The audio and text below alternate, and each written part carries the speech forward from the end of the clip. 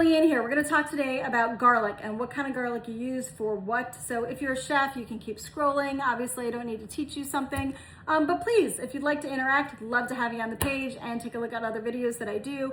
But if you're overwhelmed by garlic, or you just have always used garlic, you just really didn't know why you're using or which ones to really pick, you kind of just always used garlic and you used it, from the store in the spice bottle. We're going to talk a little bit today about which ones to use for what. I'm going to try and make this video fairly quick, so I'm going to talk a little fast. We've got all of our stuff here. Watkins, my favorite brand for spices and herbs, and as you can see, Watkins. And I will just tell you, I'm not a brand ambassador, but Watkins, always shout out to you. If you want to send me any PR, I use, a lot of your spices, a lot of the herbs, but I'd love to be able to talk more and more about them. Every video I make that I'm cooking, always talking about Watkins. So great, you can get them on Amazon if you don't live in a place that has them. But I have some minced garlic, I have some garlic powder, I have some what people call on the social media jarlic, so garlic in a jar. I have some roasted clove of garlic, and I have some cooking kind of utensils that you need, kitchen essentials. So let's talk about minced garlic for a minute. So minced garlic, as you can see, they're garlic granules. So it is the garlic, it has been roasted, it has been then kind of freeze dried. This is, all organic. As you can see, ingredients are just garlic. And this is when you use, because it's bigger chunks, about a quarter teaspoon is about 1 clove of garlic. So remember that. It's potent. This is what you use for soups, stews, sauces, some things with a lot of liquid that it has time to simmer, cook down, because you don't want to bite into this chunk of garlic when you're eating pasta or you're eating a soup or a roast stew, something that's going to have the time that it takes to break this down, but it's a great flavor. Here's your garlic powder. Again, just garlic. This is when you're sprinkling it on chicken or putting it in your pan when you're cooking your fajita meat, or you can put it on some pasta or even in a quick sauce if you're warming up a jar of sauce from the store. You didn't make your own spaghetti sauce and you want to just zhuzh it up a little bit. Put this in because it's going to cook very quickly. It's going to give you that flavor. You definitely want to make sure your liquid is hot or your food is hot. But this is what you use when you're sprinkling over meat, roasting it, maybe making a rub. Here's your jarlic, as everybody calls it, which is garlic in a jar. Again, this is Spice World. I love Spice World, but as you can see, it's just garlic with some liquid in here. This is garlic water, and they put citric acid in, really just to kind of keep the, preserve the garlic as it is, but there's nothing bad in that. But this is garlic in a jar. As you can see, I keep them all. What I recommend though, and don't be overwhelmed by this, is go to the store, get 3 big bulbs of garlic. That's a bulb of garlic, so it's a bulb. Go to the store and get 3. Sometimes they're in a netting pack already packaged for you, but get 3 bulbs. This is your first time doing it, this is what I do. Come home, take 2 of the bulbs, one at a time. Take some foil. No, this is not foil, it's a napkin because I had garlic juice on my hand. But take some foil, put your whole bulb of garlic in the foil. You can trim the stem off a little bit if you need to, but put the whole bulb of garlic in the foil, everything and all. And then you take avocado oil or some really good olive oil. Do not use peanut or corn oil, those kinds of oils. You want olive oil or avocado oil. And I just get this at Costco. But you want to put about 1 to 2 tablespoons on the top of it. Let it roll down the sides. You can rub it in if you want, if you've got a big clove of garlic or you saw that didn't roll down the sides. You definitely want to get it all over the bulb. Then you put it in the middle of your foil, and then you're going to really kind of wrap it like a present. Pull the foil up, make sure it's closed at the top. Does it have to be really, really tight? I don't put it really, really tight. Sometimes I see people who do this. I put it tight enough that it closes and keeps that steam, that cooking in, because you want that.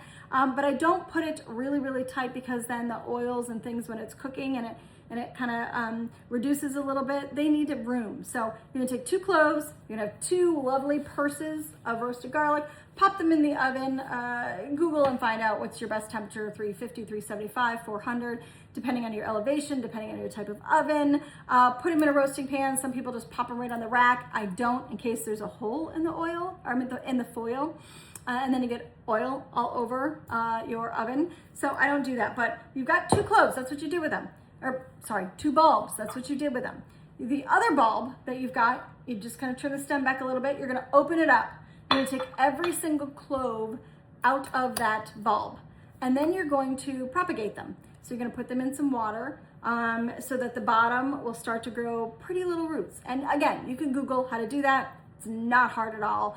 But you're gonna take that bulb of garlic, take them all out. You've probably got 15 or so cloves inside of every bulb, depending on the type of garlic, depending on where you're buying it, what you're buying. Think about this though, one bulb, so 15 to 20 in one, back up.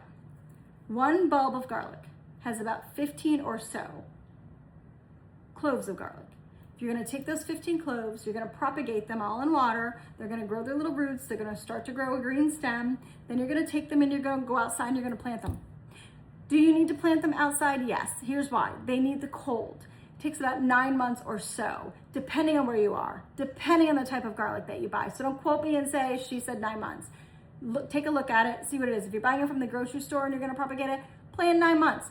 You can also Google to see how you know when the garlic's ready to harvest. You wanna know that because if you don't know what kind you're buying from the grocery store, just Google what to look for in your, and to knowing how to harvest it. But it's gonna take somewhere around 9 months. So you need that change in season. If you're keeping it at constant temperature in the house, you're not gonna get the best yield and it may not even grow properly.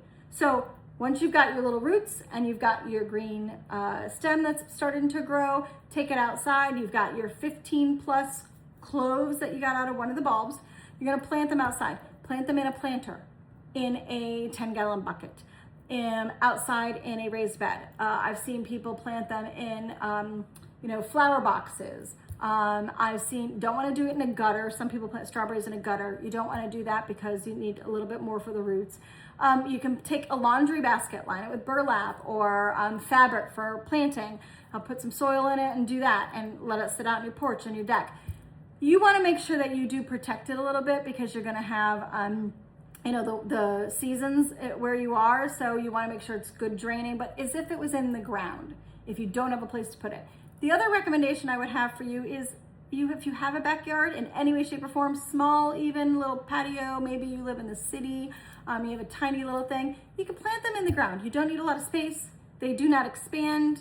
They go up with their stem. But that's my recommendation is you go ahead and take 2 of the bulbs, you roast them in the oven, take 1, start to propagate them. And then when you've got your roasted garlic, you're going to go ahead. Now I have this garlic press. I got it from KitchenAid. As you can see, it's a KitchenAid brand. You can get them on the internet. You can buy them at pretty much any store, even at the grocery stores, Target, Bed Bath & Beyond, but I got this on Amazon. But garlic press, you want one that removes. You want one that's stainless steel. You want one that this removes in order to clean it. You want one that's got a really nice rivet here because you're gonna be doing this quite a bit. Comfortable handles. So can you get one for $5.99? Yeah. Do you want one for $5.99? No. You need to be able to clean all the crevices, take this piece out. It needs to be sturdy. So if you don't have this, you can crush it like you do a fresh garlic bulb, and then you can go ahead and chop it up finely. You can use if you make mixed drinks and you have kind of a mullet that you go ahead and, or anything that you can crush the garlic clove with, a meat tenderizer, whatever it is that you've got. But if you could smell this, oh my, smell-o-vision, oh, smell that. It is amazing. So this was just 1 bulb. I made 2, 1 bulb, all the cloves I took out, 1 big clove at a time or 2 small in here. You put it in, close it, it's gonna come out the bottom. You take a regular, not this knife, but a regular kitchen butter knife, scrape it off, put it in. You're gonna have some that's gonna kind of come out, seep out the sides. I just open it back up, push it back in, put another clove, do it again. You wanna keep the stuff that sips out the sides, but you probably wanna put it through the screen a little bit. So if it comes out the sides, just put it right back in, put another clove of garlic, go ahead and squeeze it. These are my favorite brand of knives. You see them all the time in my videos, Hexclad. If you are gonna use fresh garlic without roasting it, you've got your bulbs. A lot of people do this. I think that is too potent for me. It is really, fresh garlic is very, very potent garlic. So if you're not used to that, if you love garlic, go ahead. If you're not used to that and you may turn you off to using garlic, garlic is a great, great, great thing to use. But it's because you're using fresh and you're taking the bulb, which most people do on the internet and in social media. They take the bulb, they put it down here, they hit this with the back of their hand, it kind of breaks apart the bulb, they peel it, and then they can take and they can chop it up quick. That's great. It is really potent. And so it's going to probably turn you off unless you are an absolute garlic lover. I would ask you, even if you are a garlic lover, try different ways of using the garlic. If you like the clove garlic, then roast it and make your own. If you want that, I would suggest, I know fresh garlic is great, but this is next best, and it actually has been cooked as opposed to the fresh, so it's got a better taste. I should say it's not bitter. It doesn't have that potency of hit you in the face garlic as a fresh garlic does. A lot of people use fresh garlic. And I feel like a lot of people who don't know how to use garlic use the fresh garlic thinking that's the best way. And then they feel like it's just too much. So here's my recommendations again. Watkins, love you.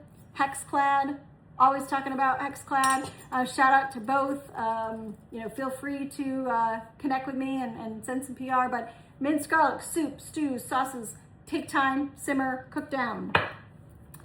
This is your garlic powder. Sprinkle it on anything you want. Things that aren't gonna take a long time with that liquid.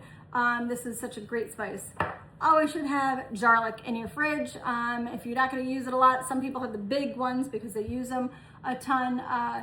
Spice World, great brand. Not affiliated with them at all, just love them and always have. But keep this in your fridge. Make sure you refrigerate it after opening. Best option, roast your own. And then you get this amazing, again, smell-o-vision, roasted garlic. And I just keep this in my fridge, use it, and then take the other third clove like we talked about, plant it, you will have garlic for life.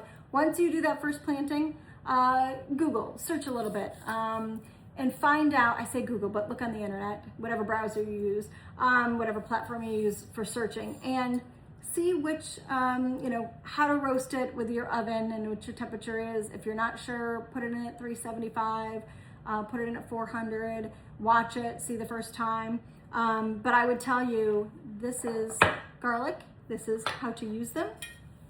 And I'm glad you joined me today. Thanks so much, bye-bye.